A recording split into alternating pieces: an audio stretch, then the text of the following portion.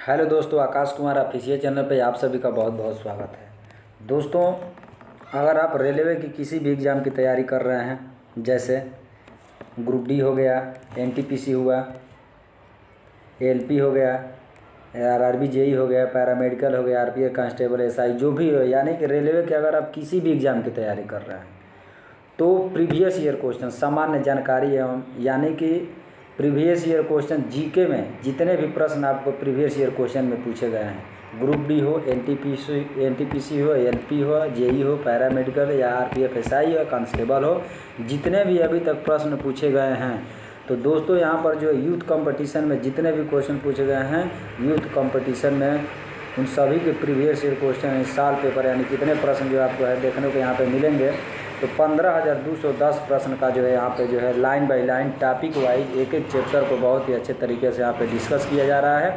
तो दोस्तों, अगर आप चैनल पर नए हैं तो चैनल को सब्सक्राइब कर लीजिएगा और वीडियो को लाइक कर दीजिएगा। और पिछला वीडियो नहीं देखें तो पिछला वीडियो का प्लेलिस्ट बना हुआ है, रेलवे जीके 2025, वहाँ से जो है प्लेलिस्ट पहले वीडियो से स्टार्ट करिए। सभी के सभी प्रश्न जो है आपको यहीं से जो प्रश्न जो है आपको देखने को मिलेंगे। तो दोस्तों, आइए स्टार्ट करेंगे। आज हम लोग का नया टॉपिक जो रहेगा, कौन सा नया टॉपिक है, आज हम लोग नया टॉपिक पढ़ने।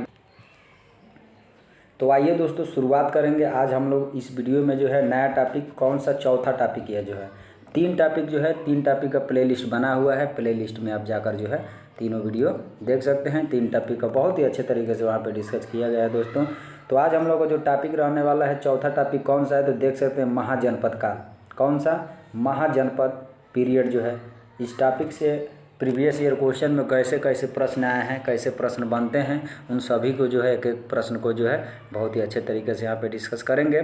तो आइए दोस्तों, यहाँ पर प्रश्न नंबर है क्या, 78। प्रश्न नंबर कौन सा है? 78 नंबर प्रश्न कह रहा है। 78 नंबर प्रश्न कह रहा है क्या, कह रहा है कि निम्नलिखित विकल्पों में से गलत जोड़ी का चयन कीजिए। निम्नलिखित विकल्पों में से गलत जोड़ी का क्या करना है दोस्तों, यहाँ पे चयन करना है। तो यहाँ पे आप देख सकते हैं गलत जोड़ी का चयन कैसे करेंगे। तो यहाँ पर चंद्रगुप्त मौर्य, बिंबिसार गुप्त, राजराजा चोल, कनिष्क कुरान। तो दोस्तों यहाँ पर जो है, यहाँ पर राजाओं के बारे में दिए गए कि राजाओं जो है किस काल से संबंधित हैं। ठीक है, तो यहाँ पर जो है इस प्रश्न का राइट आंसर आपका ऑप्शन नंबर बी, यानी कि बिंबिसार जो है, यानी बिंबिसार जो है किस राजवंश से ताल्लुक़ रखते हैं, तो गुप्त राजवंश से जो है बिंबिसार जो है ताल्लुक़ रखते हैं। तो इस प्रकार यहाँ पर राइट आंसर क्या हो जाएगा, ऑप्शन नंबर बी, यानी कि बिंबिसार जो है गुप्त साम्राज्य से ताल्लुक़ रखते हैं। तो आइए यहाँ पर देखते हैं इस क्वेश्चन का डिटेल अगर देखा जाए तो देख सकते हैं कि बिंबिसार ने 544 ईस्वी पूर्व में मगध पर हर्यक वंश की स्थापना की थी। बिंबिसार ने 544 ईस्वी में मगध पर हर्यक वंश की स्थापना की थी। आगे बात करें तो इसके पूर्व यहाँ बृहद्रथ का शासन था, यानी कि इसके पूर्व बिंबिसार के पहले वहाँ पर किसका शासन था, तो बृहद्रथ का शासन था। आगे बात करें तो बिंबिसार ने बिंबिसार ने किसको, गिरिब्रज को अपनी राजधानी बनाई। बिंबिसार सबसे पहले किसको अपनी राजधानी बनाई, तो याद रखिएगा गिरिब्रज को अपनी राजधानी बनाई। इसने वैवाहिक संबंधों द्वारा अपनी स्थिति मजबूत की। बिंबिसार ने लिच्छवी शासक चेटक की पुत्री चेल्लना, कोसल राज प्रसेनजीत की बहन महाकोसला तथा मद्र देश की कन्या क्षेमा से विवाह किया। काशी महाकोसला देवी के साथ दहेज में मिला था। काशी कैसे मिला था, तो महाकोसला देवी के साथ जो है काशी जो है उनको जो है दहेज में क्या किया गया था, तो मिला था। चलिए चलते हैं अगले क्वेश्चन की तरफ। अगला क्वेश्चन कह रहा है क्या, अगला क्वेश्चन कह रहा है दोस्तों, बिंबिसार का शासक कौन था। बिंबिसार शासक कौन था भैया, बिंबिसार शासक कहाँ का था, तो याद रखिएगा बिंबिसार जो शासक था कहाँ का था, तो बिंबिसार जो शासक था कहाँ का था, तो मगध साम्राज्य का था। मगध का जो है शासक था कौन, तो बिंबिसार के कहाँ का शासक था, तो मगध का शासक था। चलिए अगले नंबर क्वेश्चन की तरफ। क्वेश्चन नंबर 80 प्रश्न नंबर 80 कह रहा है क्या, ध्यान दीजिएगा। प्रश्न नंबर 80 कह रहा है कि निम्नलिखित में से कौन सी मगध साम्राज्य की राजधानी थी। बताइए मगध साम्राज्य की राजधानी कौन थी दोस्तों। तो यहाँ पर जो है राजगीर जो है यहाँ पर आपका राइट आंसर होने वाला है। राजगीर जो है मगध साम्राज्य की राजधानी थी। यानी कि मगध प्राचीन भारत के 16 महाजनपदों में से एक था। याद रखिएगा महाजनपद कितने थे दोस्तों, तो याद रखिएगा 16 महाजनपद हुए थे। और यहाँ पर मगध प्राचीन भारत के 16 महाजनपदों में से क्या था, एक था। यह बौद्ध काल में उत्तर भारत का सबसे शक्तिशाली जनपद था। बौद्ध काल में यह उत्तर भारत का क्या था, सबसे शक्तिशाली जनपद था। इसकी प्राचीन राजधानी राजगृह यानी राजगीर या गिरिव्रज थी। तो गिरिव्रज, राजगीर या राजगृह, ये तीनों ऑप्शन, ये तीनों चीज़ जो है ये कही है। इस बात को याद रखेंगे। कालांतर में मगध की राजधानी पाटलिपुत्र स्थानांतरित हुई। बाद में जो है इसकी राजधानी जो है कहाँ स्थानांतरित हो गई, तो पाटलिपुत्र में हुआ। हालांकि शिशुनाग के शासनकाल में, किसके शासनकाल में, शिशुनाग के शासनकाल में क्या हुआ था, राजगीर गिरिव्रज के अतिरिक्त वैशाली नगर को भी दूसरी राजधानी बनाया गया था, जो बाद में उसकी प्रधान राजधानी बन गई। क्लियर है। चलिए चलते हैं अगले क्वेश्चन की तरफ। क्वेश्चन नंबर 81, ध्यान दीजिएगा। प्रश्न नंबर 81 कह रहा है क्या, आर्य संस्कृति के सर्वोच्च काल में गंगा घाटी के जनपद जो संख्या में थे कितने थे, महाजनपद बन गए। तो दोस्तों 16 महाजनपद अभी पीछे हम लोग पढ़े हैं। महाजनपद कितने थे, तो 16 महाजनपद थे। तो इस प्रकार यहाँ पर इस क्वेश्चन का right answer option number A, यानी कि महाजनपद कितने थे, तो याद रखिए महाजनपद कितने थे, तो 16 थे। इस पॉइंट को आप अच्छे तरीके से नोट करेंगे तो यहाँ पर आपका राइट आंसर ए हो जाएगा। तो यहाँ पर बात करें इसके डिटेल में, तो यहाँ पर आइए देखते हैं इसके बारे में। देख सकते हैं यहाँ पर दिया गया है क्या, कहा गया कि 6ठी शताब्दी ईसा पूर्व में 16 महाजनपदों का उदय हुआ। कितने महाजनपद का उदय हुआ, तो 16 महाजनपद का उदय हुआ। ये 16 महाजनपद पूर्व में आर्य संस्कृति के सर्वोच्च काल में गंगा घाटी के 16 जनपद थे। कितने थे, 16 जनपद थे। इन 16 महाजनपदों का उल्लेख बौद्ध ग्रंथ अंगुत्तर निकाय तथा जैन ग्रंथ भगवती सूत्र से मिलता है। यह जो है अंगुत्तर निकाय देख रहे हैं, ये भी प्रश्न पूछा जा सकता है कि बौद्ध ग्रंथ, अंगुत्तर निकाय क्या है, तो बौद्ध ग्रंथ है। अगर भगवती सूत्र की बात करें तो भगवती सूत्र जो है दोस्तों यहाँ पर जैन ग्रंथ हो जाता है। इन 16 महाजनपदों में मगध यानी गिरिव्रज, वत्स यानी कौशाम्बी, कोसल यानी श्रावस्ती एवं अवंती यानी उज्जैन सर्वाधिक प्रसिद्ध थे। सबसे उस समय 16 महाजनपदों में सबसे प्रसिद्ध कौन कौन थे, तो गिरिव्रज था यानी मगध था, कौशाम्बी यानी वत्स था, कोसल यानी श्रावस्ती था, अवंती यानी उज्जैन सबसे ज़्यादा प्रसिद्ध थे। तो अगर आगे बात करें तो प्राचीन भारत में राज्य या प्रशासनिक इकाइयों को महाजनपद कहा जाता था।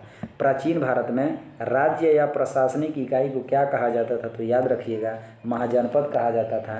और महाजनपद कितने थे, तो 16 महाजनपद थे। इस बात को आप अच्छे तरीके से नोट डाउन करिएगा। चलते हैं अगले प्रश्न की तरफ। प्रश्न नंबर 82, प्रश्न नंबर 82 कह रहा है कि प्राचीन काल में अवध को किस नाम से जाना जाता था। दोस्तों प्राचीन काल में अवध को किस नाम से जाना जाता था, तो याद रखिएगा प्राचीन काल में अवध को कोसल नाम से जाना जाता था। प्राचीन काल में अवध को किस नाम से जाना जाता था, तो कोसल नाम से जाना जाता था। यहाँ पे देख सकते हैं कि 6ठी शताब्दी ईसा पूर्व में भारतवर्ष 16 महाजनपदों में बटा हुआ था। प्राचीन काल में अवध को कोसल नाम से जाना जाता था। प्राचीन काल में अवध को किस नाम से जाना जाता था, तो कोसल नाम से जाना जाता था। वर्तमान में यह क्षेत्र फैजाबाद के उत्तर प्रदेश में स्थित है। और कोसल जो है कहाँ स्थित है, तो वर्तमान में जो है फैजाबाद के उत्तर प्रदेश में क्या है, स्थित है। तो चलते हैं अगले पॉइंट की तरफ। अगला हम लोगों का टॉपिक रहेगा, यहाँ पर आप देख सकते हैं अगला टॉपिक है क्या, जैन धर्म। अगला टॉपिक क्या है, जैन धर्म। और जैन धर्म दोस्तों ऐसा टॉपिक है जहाँ से आप कि कोई भी एग्ज़ाम देने जा रहे हैं गवर्नमेंट एग्ज़ाम की, यहाँ से जो है प्रश्न आता ही आता है। तो इसलिए इस टॉपिक को जो है बहुत ही अच्छे तरीके से इसको जो है जितने भी क्वेश्चन पूछे गए इस टॉपिक से आपका यहीं से जो है सारे के सारे क्वेश्चन तैयार हो जाएंगे। बस वीडियो को अंत तक देखते रहिए और मस्त तरीके से यहाँ पर जो है पढ़ते रहिए। तो आइए जैन धर्म, अगला टॉपिक 5वां टॉपिक है जैन धर्म।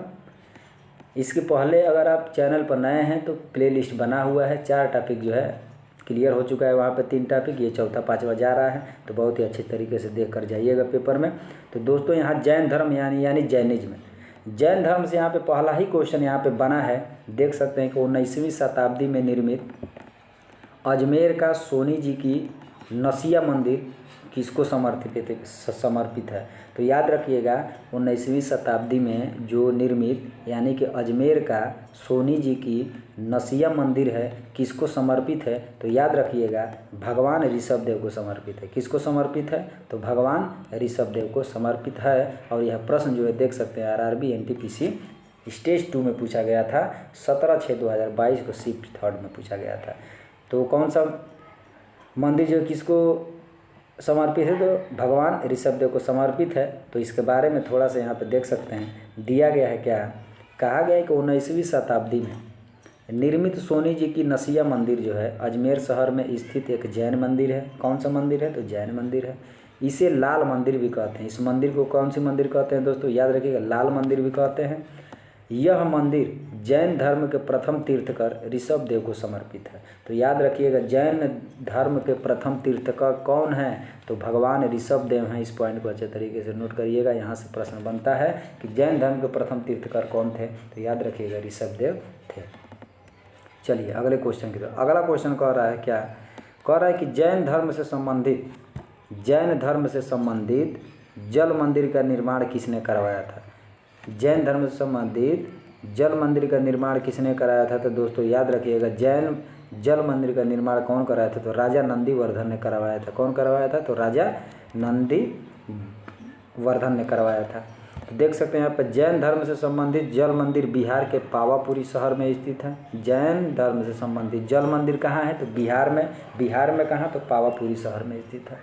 ऐसा माना जाता है कि इस मंदिर का निर्माण महावीर के बड़े भाई राजा नंदीवर्धन ने करवाया था। तो महावीर के बड़े भाई कौन थे, तो राजा नंदीवर्धन थे और इन्होंने ही जो है जल मंदिर का निर्माण करवाया था। यह मंदिर एक तालाब के बीच में बना हुआ है। याद रखिए यह मंदिर कहाँ बना है, तो एक तालाब के बीच में बना है तथा इसमें मुख्य पूजनीय वस्तु भगवान महावीर की चरण पादुका है। यानी कि जो चरण पादुका यानी जो लकड़ी के बने हुए पहनते थे लोग उस समय, उस ज़माने में। तो चरण पादुका जो है यहाँ का पूजनीय वस्तु है, वहाँ पर उसका पूजा किया जाता है। किसके, महावीर के चरण पादुका का जो है पूजा किया जाता है।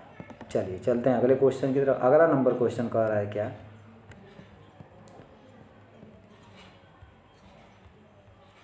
चलिए अगला क्वेश्चन देखते हैं। अगला क्वेश्चन आ गया है मेरे भाई, देख सकते हैं यहाँ पर। अगला क्वेश्चन कहा गया है क्या, जैन धर्म में तीर्थकर किसे कहते हैं। जैन धर्म में तीर्थकर किसे कहते हैं। ऑप्शन है यहाँ पे आप देख सकते हैं कि जैन धर्म का रक्षक एवं आध्यात्मिक शिक्षक जो मोक्ष या मुक्ति का मार्ग बनाता है। वह व्यक्ति जो ईश्वर और एक आत्मा में विश्वास करता है तथा पुनर्जन्म में विश्वास रखता है। वह व्यक्ति जो कभी भी ईश्वर में विश्वास नहीं करता है। तीर्थयात्रियों का एक समूह। तो दोस्तों यहाँ पर आपका राइट आंसर जो होने वाला है ऑप्शन नंबर ए, यानी कि धर्म का रक्षा करने वाला और आध्यात्मिक शिक्षक होना चाहिए जो मोक्ष या मुक्ति का मार्ग बताता है, उसी को हम लोग तीर्थकर कहते हैं। तो इस प्रकार यहाँ पर इस क्वेश्चन का राइट आंसर क्या हो जाता है, ऑप्शन नंबर ए इस क्वेश्चन का राइट आंसर होने वाला है। तो यहाँ पर इसके बारे में थोड़ा और जान लेते हैं। देखिए कहा गया कि जैन धर्म में तीर्थकर को धर्म का रक्षक एवं आध्यात्मिक शिक्षक के रूप में माना जाता है जो मोक्ष या मुक्ति का मार्ग बताता है। जैन धर्म में कुल 24 तीर्थकर हुए हैं। तो याद रखिएगा जैन धर्म में कुल कितने तीर्थकर हुए हैं, तो 24 तीर्थकर हुए हैं। और ऋषभ देव जैन धर्म के प्रथम तीर्थकर माने जाते हैं। तो बात करें अगर जैन धर्म के प्रथम तीर्थकर की, तो ऑप्शन आपका जो है ऋषभ देव होना चाहिए, यानी कि ऋषभ देव जो है जैन धर्म के प्रथम तीर्थकर हैं। और बात करें अंतिम तीर्थकर यानी 24वें तीर्थकर की, दोस्तों याद रखिए महावीर स्वामी जो है 24वें तीर्थकर हुए हैं। तो अंतिम तीर्थकर कौन हुए हैं, तो 24वें, यानी कि महावीर स्वामी 24वें तीर्थकर के रूप में जाने जाते हैं। इस पॉइंट को अच्छे तरीके से ध्यान दीजिएगा। चलिए चलते हैं अगले क्वेश्चन की तरफ। अगला क्वेश्चन कह रहा है क्या, कह रहा है कि निम्न में से कौन सा स्थान जैन धर्म से संबंधित नहीं है। कौन सा स्थान जो है दोस्तों जैन धर्म से संबंधित नहीं है, तो यहाँ पर जो है कुशीनगर आपका राइट आंसर होने वाला है। क्या, यानी कुशीनगर जो है जैन धर्म से संबंधित नहीं है। क्यों? क्योंकि यहाँ पर आप देख सकते हैं कुशीनगर जैन धर्म से संबंधित नहीं है। क्या है? नहीं है। यहाँ बौद्ध धर्म के संस्थापक गौतम बुद्ध का महापरिनिर्वाण हुआ था। कहाँ हुआ था गौतम बुद्ध का महापरिनिर्वाण? तो कुशीनगर में हुआ था। आगे बात करें तो दोस्तों मल्लों ने यहाँ बुद्ध के अवशेषों पर एक स्तूप का निर्माण करवाया, जहाँ और यह नगर बौद्ध धर्म में विशेष स्थान रखता है तथा यहाँ कनिष्क ने विहारों एवं चैत्यों का निर्माण करवाया था। तो इस पॉइंट को अच्छे तरीके से नोट डाउन करिएगा और चलते हैं अगले क्वेश्चन की तरफ। बिना टाइम गवाए दोस्तों यहाँ पर जो है अगले क्वेश्चन की तरफ चलेंगे। अगला क्वेश्चन कह रहा है क्या? कह रहा है कि जब कोई तीर्थकर अपने नश्वर शरीर को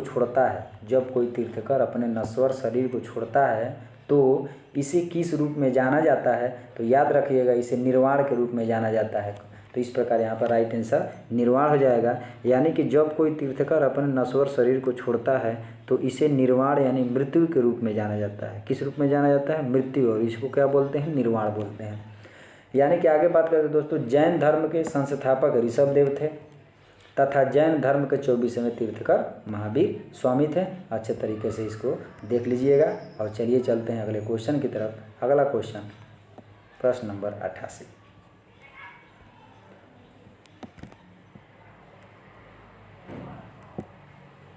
अगला क्वेश्चन कह रहा है क्या? कह रहा है कि निम्नलिखित में से कौन सा आगम जैन धर्म में अहिंसा का वर्णन करता है? निम्नलिखित में से कौन सा आगम जैन धर्म में अहिंसा का वर्णन करता है? तो यहाँ पर आपका जो राइट आंसर होने वाला है क्या? ऑप्शन नंबर ए, यानी सूत्र क्रातांग जो है यहाँ पर जो है जैन धर्म के अहिंसा का क्या करता है? वर्णन करता है। अगर इसके पॉइंट की बात करें तो देख सकते हैं जैन साहित्य को आगम कहा जाता है। आगम किसे कहा जाता है? तो जैन साहित्य को कहा जाता है। इसके अंतर्गत 12 अंग होते हैं, 12 उपांग होते हैं, 10 प्रकीर्णन होते हैं, 6 छेद सूत्र हैं, 4 मूल सूत्र हैं, अनुप्रयोग सूत्र तथा नंदी सूत्र की गणना की जाती है। जैन धर्म का सूत्र क्रांतांग सूत्र संहिता का सूत्र जो है अहिंसा का क्या करता है? तो वर्णन करता है। और इस सूत्र में कहा गया है कि क्या कहा गया है इस सूत्र में? इस सूत्र में यह कहा गया है कि यह जानते हुए कि सभी बुराइयां और दुख जीवित प्राणियों की चोट से उत्पन्न होते हैं और यह अंतहीन शत्रुता की ओर ले जाता है और महान भय का मूल कारण है। एक बुद्धिमान व्यक्ति जो जागृत हो गया है उसे सभी पाप कर्मों से बचना चाहिए। यानी कि जो बुद्धिमान व्यक्ति जग गया हो उसे जो है सभी पापों के कर्मों से क्या करना चाहिए? यहाँ पर जो है बचना चाहिए। और चलते हैं अगले क्वेश्चन की तरफ। Question number 89। आइए देखते हैं क्या कर रहे हैं।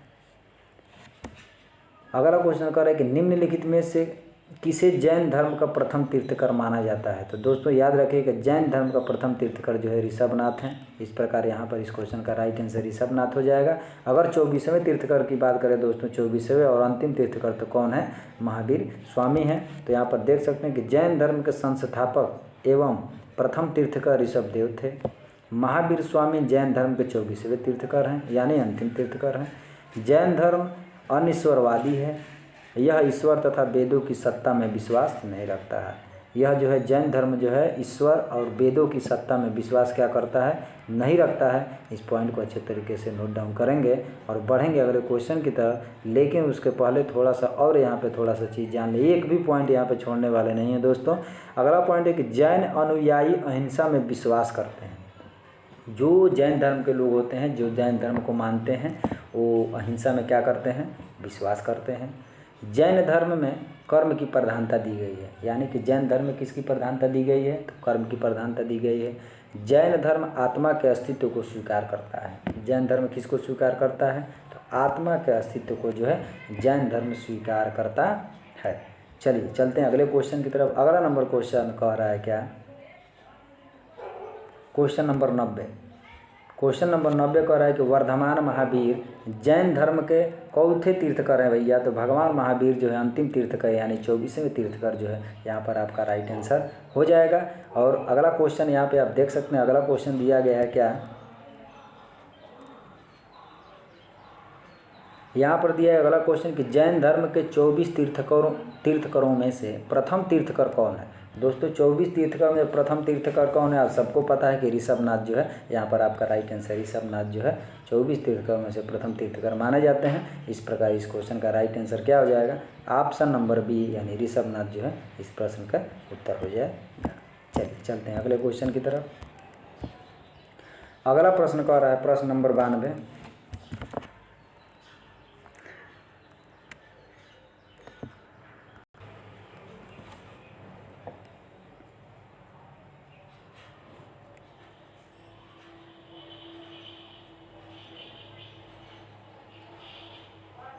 अगला क्वेश्चन है यहाँ पे आप देख सकते हैं प्रश्न नंबर 92। कह रहा है कि जीवन में जिन 5 बंधनों को जैन धर्म के लोगों द्वारा पालन करना होता है उनमें से निम्न में से किसका अर्थ गैर अभिग्रहण है।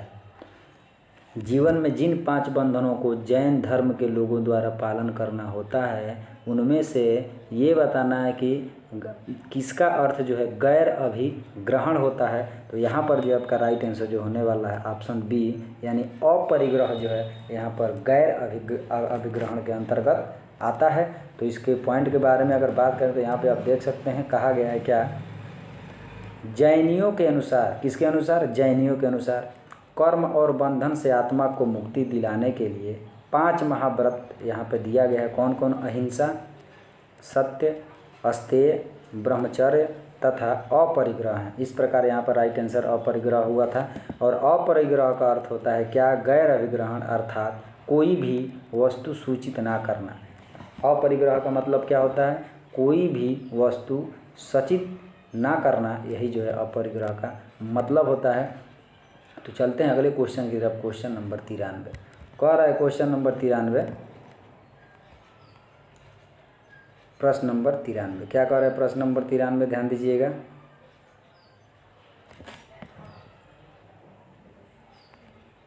चलिए प्रश्न नंबर 93 कह रहा है दोस्त, कह रहा है कि किसको वह पवित्र व्यक्ति माना जाता है जिसने जैन धर्म को उसका वर्तमान स्वरूप प्रदान किया है। तो जैन धर्म वहाँ पे वर्तमान स्वरूप यानी कि 24वें तीर्थकर के बारे में बात कर रहा है दोस्तों, वर्तमान में जो है वही आएंगे। तो यहाँ पर जो है यहाँ से इस क्वेश्चन का राइट आंसर ऑप्शन ये महावीर स्वामी हो जाएंगे। क्योंकि वर्तमान स्वरूप उन्होंने ही प्रदान किया है, अंतिम तीर्थकर जो थे वही प्रदान किए हैं, यानी कि महावीर स्वामी ने इसको प्रदान किया है। तो देख सकते हैं कि महावीर को वह पवित्र व्यक्ति माना जाता है जिसने जैन धर्म को उसका वर्तमान स्वरूप प्रदान किया। महावीर स्वामी का जन्म प्राचीन वज्जी गणतंत्र की राजधानी वैशाली के निकट कुंडा ग्राम के, वैशाली के निकट कहाँ हुआ था दोस्तों, कुंडा ग्राम के क्या हुआ था, कहाँ हुआ था, ज्ञात्री कुकुल के प्रधान सिद्धार्थ के यहाँ 540 ईसा पूर्व में हुआ था। याद रखिएगा महावीर स्वामी का जन्म कहाँ हुआ था, तो वैशाली के निकट किस गांव में हुआ था, तो कुंडा ग्राम में हुआ था। किसके यहाँ, ज्ञात्री कुकुल के प्रधान सिद्धार्थ के यहाँ हुआ था। कब हुआ था, 540 ईसा पूर्व में हुआ था। इनकी माता के नाम की बात करें, इनकी माता का नाम तीसरा था, याद रखिएगा। जो इनकी माता कौन थी, तो लिच्छवी राजकुमारी थी। लिच्छवी की क्या थी, राजकुमारी थी। तथा इनकी पत्नी का नाम क्या था, यशोदा था। याद रखेंगे महावीर की पत्नी का नाम क्या था, तो यशोदा था। इस पॉइंट को अच्छे तरीके से नोट डाउन करेंगे और देखेंगे कि अगला प्रश्न जो है क्या कह रहा है। अगला प्रश्न क्या है, प्रश्न नंबर 94 कह रहा है कि स्वामी महावीर का जन्म कहाँ हुआ था दोस्त। स्वामी महावीर का जन्म कहाँ हुआ था, याद रखिएगा कुंडा ग्राम में हुआ था। स्वामी महावीर का जन्म कहाँ हुआ था, कुंडा ग्राम में हुआ था। चलते हैं अगले क्वेश्चन के, क्वेश्चन नंबर 95 95 नंबर क्वेश्चन कह रहा है क्या, कह रहा है कि महावीर और उनके अनुयायियों की शिक्षाओं को लगभग 1500 वर्ष पहले जिस रूप में लिखा गया था उसी रूप में वर्तमान में किस स्थान पर उपलब्ध है। यह जो है वर्तमान में किस स्थान पर उपलब्ध है दोस्तों? तो याद रखिएगा, यह वर्तमान में जो है गुजरात के वल्लभी में स्थित है। कहाँ पे है? गुजरात के वल्लभी में स्थित है। देख सकते हैं कि जैन धर्म के 24वें और अंतिम तीर्थकर कौन हुए हैं? तो महावीर स्वामी, और उनके अनुयायियों की शिक्षाओं को लगभग 1500 वर्ष पहले जैसा लिखा गया है उसी रूप में वर्तमान में गुजरात के, कहाँ पे? तो गुजरात के वल्लभी में उपलब्ध है। कहाँ है? तो वल्लभी में उपलब्ध है।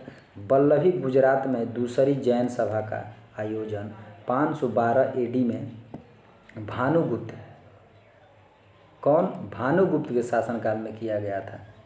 ठीक है, दूसरी जैन सभा जो है, दूसरी जैन सभा का आयोजन भानुगुप्त के शासनकाल में किया गया था। कब किया गया था?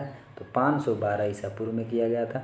512, जिसकी अध्यक्षता कौन किया था? तो देवर्षि क्षमा श्रवण ने की थी। कौन से किया था? देवर्षि क्षमा श्रवण ने इसकी की थी अध्यक्षता। क्लियर है? चलिए चलते हैं अगले क्वेश्चन की तरफ। अगला क्वेश्चन कह रहा है,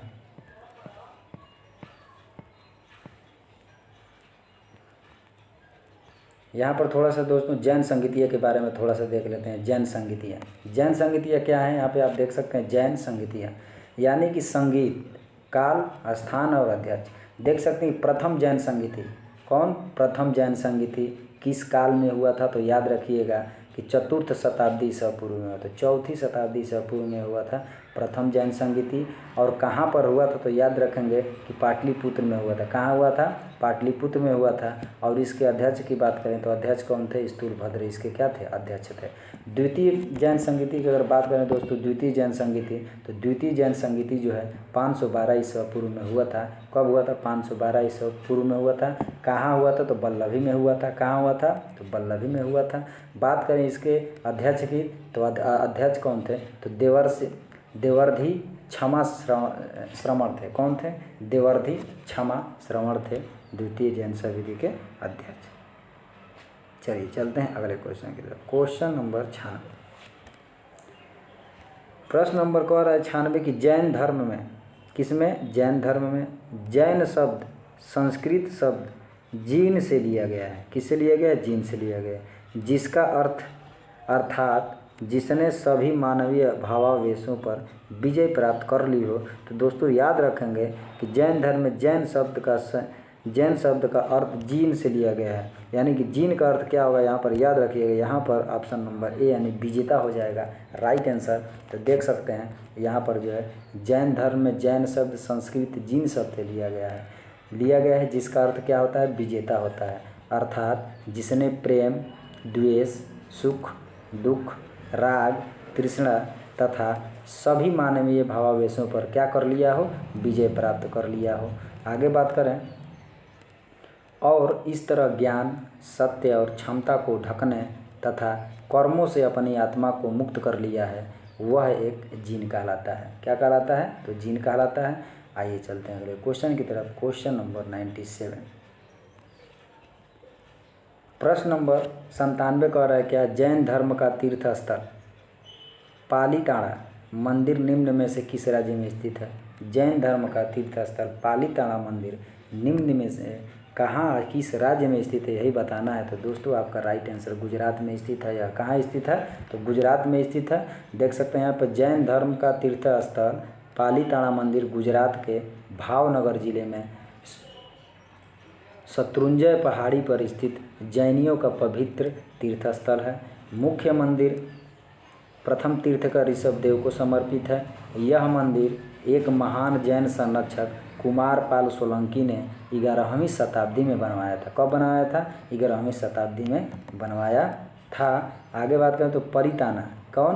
पालीताना शहर को मंदिरों का शहर माना जाता है। मंदिरों का शहर किसे माना जाता है? तो पालीताना शहर को जो है मंदिरों का शहर माना जाता है। और चलेंगे अगले क्वेश्चन की तरफ। क्वेश्चन नंबर 98, चलिए प्रश्न नंबर 98 कह रहा है क्या? कह रहा है कि दिगंबर संप्रदाय इनमें से किस धर्म से संबंधित था? दिगंबर संप्रदाय तो था किस धर्म से संबंधित था? तो दोस्तों याद रखेंगे कि दिगंबर संप्रदाय जो था जैन धर्म से संबंधित था। किससे संबंधित था? जैन धर्म से संबंधित था। इस प्रकार यहाँ पर इस क्वेश्चन का राइट आंसर डी हो जाएगा। यानी कि दिगंबर संप्रदाय जैन धर्म के 2 संप्रदायों में से एक है। दिगंबर संप्रदाय जैन धर्म के 2 संप्रदायों में से क्या है? एक है। लगभग 300 ईसा पूर्व मगध में भीषण अकाल पड़ने पर, मगध में भीषण अकाल पड़ा था। कब पड़ा था? तो 300 ईसा पूर्व में पड़ा था। जैन धर्म के अनुयायियों में मतभेद पड़ जाने से यह धर्म 2 संप्रदायों में बट गया। कौन कौन से संप्रदायों में बटा? तो ध्यान देंगे दिगंबर और श्वेतांबर में विभक्त हो गया। ये जैन धर्म का जो संप्रदाय था वो 2 भागों में बट गया था। कौन कौन से संप्रदाय में? 2 संप्रदाय में। कौन कौन से संप्रदाय? तो दिगंबर और श्वेतांबर जो है दोनों में क्या हो गया? विभक्त हो गया था। आगे बात करें अगर इसमें तो देख सकते हैं आगे ये कहा गया है कि दिगंबर संप्रदाय के प्रवर्तक भद्रबाहु हैं। दिगंबर संप्रदाय के प्रवर्तक की बात किया जाए तो याद रखिएगा भद्रबाहु हैं। श्वेतांबर संप्रदाय के प्रवर्तक कौन है? तो याद रखिएगा स्थूलभद्र हैं। श्वेतांबर संप्रदाय के प्रवर्तक कौन है? स्थूलभद्र हैं। दिगंबर संप्रदाय के प्रवर्तक की बात करें तो याद रखेंगे भद्रबाहु है। आगे बात करें तो दोस्तों जैन धर्म के 24वें व अंतिम तीर्थकर कौन है? तो याद रखेंगे महावीर स्वामी हैं। प्रथम तीर्थकर की बात करें तो दोस्तों याद रखेंगे ऋषभदेव हैं। 23वें तीर्थकर की बात करें तो दोस्तों पार्श्वनाथ जो है यहाँ पर 23वें तीर्थकर माने जाते हैं। चलते हैं अगले क्वेश्चन की तरफ। Question number 99। प्रश्न नंबर 99 कह रहा है क्या? कह रहा है कि 6वीं शताब्दी ईसा पूर्व के प्रारंभ में भगवान महावीर का जन्म निम्नलिखित में से किस स्थल पर हुआ था? मेरे भाई बता देना है किस स्थल पर हुआ था। तो ऑप्शन नंबर सी वैशाली में हुआ था। याद रखेंगे इसको, वैशाली में हुआ था। कहाँ पे? तो कुंडाग्राम में हुआ था। यानी कि देख सकते हैं महावीर स्वामी जैन धर्म के 24वें अंतिम तीर्थकर थे। उनका जन्म 540 ईसा पूर्व में कुंडाग्राम यानी वैशाली में हुआ था। इनके पिता सिद्धार्थ ज्ञात्री के कुल के प्रधान थे और माता का नाम त्रिशला था जो लक्ष्मी राजा चेतक की क्या थी? बहन थी। विदित है क्या? विदित है यानी बताया जाता है कि जैन धर्म के संस्थापक एवं प्रथम तीर्थकर ऋषभदेव माने जाते हैं। जैन धर्म के संस्थापक और प्रथम तीर्थकर कौन है? तो याद रखिएगा ऋषभदेव हैं। चलिए अगले क्वेश्चन की तरफ चलते हैं। भगवान महावीर का मूल नाम क्या था? दोस्तों भगवान महावीर का मूल नाम क्या था? तो भगवान महावीर का मूल नाम वर्धमान था। यहाँ पर इस क्वेश्चन का राइट आंसर क्या हो जाएगा? ऑप्शन नंबर डी यानी वर्धमान था। तो यहाँ पर इसका डिटेल अगर देखना चाहें तो देख सकते हैं। यहाँ पर दिया गया है क्या? कहा गया कि भगवान महावीर का मूल नाम वर्धमान था। भगवान महावीर का मूल नाम क्या था? वर्धमान था। चौथे तीर्थकर थे, 24वें तीर्थकर थे और अंतिम तीर्थकर थे। महावीर का जन्म प्राचीन वल्जी गणतंत्र की राजधानी वैशाली के कुंडाग्राम में हुआ था। याद रखेंगे।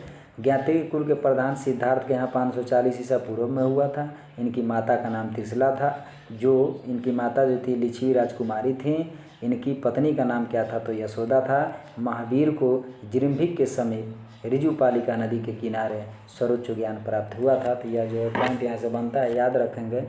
महावीर को जिरंभिक के समीप, कहाँ? जिरंभिक के समीप ऋजुपालिका नदी के किनारे कैवल्य यानी कि सर्वोच्च ज्ञान का यहाँ पर जो है इनको प्राप्त हुआ था। इस पॉइंट को अच्छे तरीके से नोट डाउन करेंगे। चलिए चलते हैं अगले क्वेश्चन की तरफ। Question number 101। चलिए प्रश्न नंबर 101 का एक क्या कह रहा है? ध्यान दीजिए। कह रहा है कि जैन मठ संस्थानों को क्या कहा जाता है? तो दोस्तों जैन मठ संस्थानों को क्या कहा जाता है? तो बसादीस कहा जाता है। याद रखेंगे। जो मठ होता है वहाँ पे बसते हैं, वहाँ पे आके लोग। तो जैन मठ संस्थानों को क्या कहा जाता है? तो याद रखेंगे बसादीस कहा जाता है। यानी कि जैन मठ संस्थानों को बसादी यानी बसादीस कहा जाता है। जैन धर्म के प्रथम तीर्थकर की बात करें तो दोस्तों ऋषभदेव हो जाते हैं और 24वें तीर्थकर की बात करें तो महावीर स्वामी हुए। महावीर स्वामी के अनुयायियों को मूलतः निर्ग्रंथ कहा जाता था। महावीर स्वामी के अनुयायी को क्या कहा जाता था? निर्ग्रंथ कहा जाता था। अगला क्वेश्चन, क्वेश्चन नंबर 102 कह रहा है कि महावीर तीर्थकरों में अंतिम तीर्थकर माने जाते हैं। तो महावीर स्वामी जो चौथे तीर्थकर हैं दोस्तों, तो 24वें तीर्थकर हैं और अंतिम तीर्थकर हैं। तो इस प्रकार यहाँ पर इस क्वेश्चन का राइट आंसर सी यानी 24वें तीर्थकर जो है महावीर को माना जाता है। अगर बात करें आगे तो अगला नंबर क्वेश्चन देख सकते हैं। कहा गया कि 24वें जैन तीर्थकर का नाम क्या है। तो याद रखिएगा 24वें जैन तीर्थकर का नाम क्या है, तो महावीर है। क्या है, महावीर। महावीर स्वामी हो जाएंगे यहाँ पर। इस क्वेश्चन का राइट आंसर महावीर स्वामी हो जाएगा। और चलते हैं यहाँ पर थोड़ा सा देख लेते हैं। कहा गया इसमें क्या है कि जैन धर्म के 24वें तीर्थकर एवं अंतिम तीर्थकर महावीर थे। और महावीर स्वामी का जन्म 540 ईसा पूर्व में, यहाँ पर बाई मिस्टेक है, ध्यान दीजिएगा, 540 ईसा पूर्व में कुंडा ग्राम के वैशाली में हुआ था। और जैन धर्म के संस्थापक एवं प्रथम तीर्थकर की बात करते दोस्तों ऋषभदेव हो जाते हैं। जैन धर्म 2 समुदायों में बांटा हुआ था। कितने संप्रदाय में बांटा हुआ था, कितने समुदाय थे, 2 थे। कौन से, श्वेतांबर थे, दूसरा क्या था, दिगंबर था। जैन साहित्य बहुत विशाल है, जिनमें से अधिकांश धार्मिक साहित्य ही हैं। संस्कृत, प्राकृत और अपभ्रंश भाषाओं में यह साहित्य लिखा गया है। यह साहित्य किस भाषा में लिखा गया है, संस्कृत में लिखा गया है, प्राकृत में लिखा गया है और अपभ्रंश भाषाओं में यह जो है साहित्य लिखा गया है। जैन धर्म के त्रिरत्न, जैन धर्म के त्रिरत्न कौन है, याद रखिएगा, यह आता है पेपर में कि जैन धर्म के त्रिरत्न कौन कौन से हैं। तो याद रखेंगे सम्यक दर्शन, सम्यक ज्ञान और सम्यक आचरण। यह जैन धर्म के त्रिरत्न है। कौन है, तो दर्शन, ज्ञान और आचरण। यहाँ पर अच्छे तरीके से याद रखिएगा। एक भी प्रश्न आपका बाहर जाने वाला नहीं है पेपर में, इसलिए वीडियो को अंत तक देखिए और अच्छे तरीके से देखिए।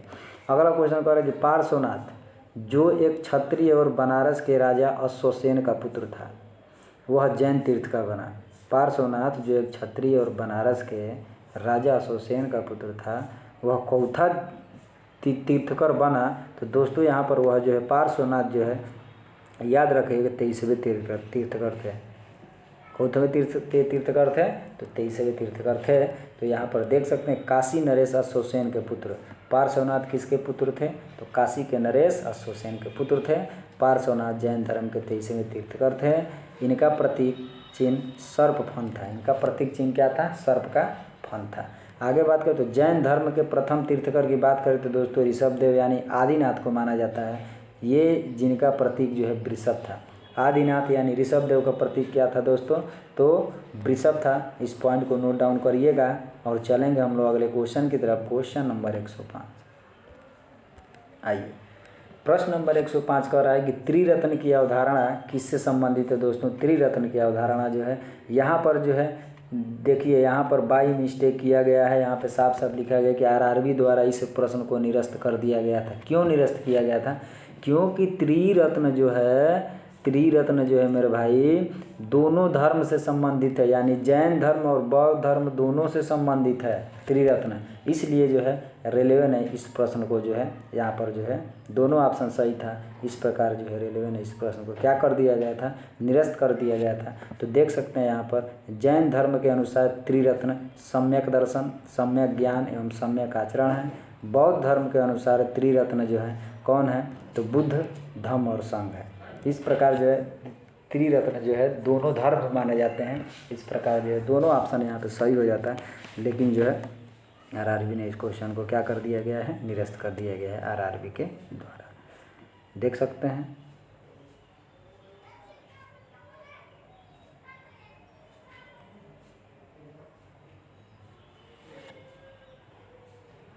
चलिए अगला क्वेश्चन कह रहा है, ध्यान दीजिए, कह रहा है कि निम्नलिखित में से अनुसरण किए जाने वाले धर्म एवं पवित्र पुस्तिका की कौन सी जोड़ी असंगत है, यही आपको बताना है। तो ऑप्शन ए है, देख रहे हैं कि इस्लाम कुरान, सिख धर्म गुरु ग्रंथ साहिब, जैन धर्म उपनिषद, ईसाई धर्म बाइबल। तो दोस्तों यहाँ पर असंगत जोड़ी को चुनना है, जिनका जोड़ी जो असंगत है, सही नहीं है। तो ध्यान देंगे यहाँ पर, याद रखिएगा इस्लाम धर्म का जो है ग्रंथ है कौन है, कुरान है, यानी कि यह सही है। सिख धर्म का गुरु ग्रंथ साहिब है यहाँ पर। जैन धर्म जो है उपनिषद नहीं है, जैन धर्म का यहाँ पर उपनिषद जो है नहीं है, और ईसाई धर्म बाइबल है। इस प्रकार यहाँ पर जो आपका राइट आंसर सी हो जाएगा। यही जो है असंगत है। क्लियर है, यही जो है क्या है, असंगत है। चलिए चलते हैं अगले क्वेश्चन पे। Question number 107।